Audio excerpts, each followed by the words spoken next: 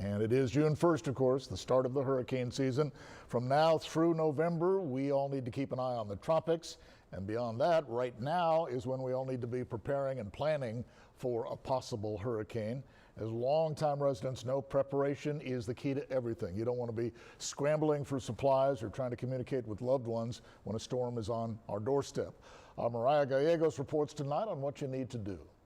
Preparedness is everything, right? You got an early start like this, it's time to be prepared. Preparation, the word being used by many officials as hurricane season arrives. Step one is to know your risk. If you're one of those in those evacuation zones right along the coast, you got to listen to those local officials, have a place to go, have all that in the plan ahead of time.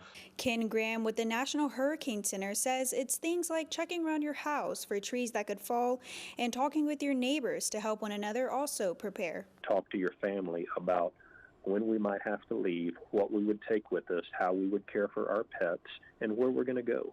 And then make sure that they've talked to friends and family and share that message. Officials stress that although we are still facing a pandemic, hurricane season is upon us, and now more than ever is a time to try and prepare as early as possible. It's hurricane season. We can't stop it, and we just got to be ready for it. And I think something that's so important to me is if you have that plan, it's less stressful. Mariah Gallegos, 3 News.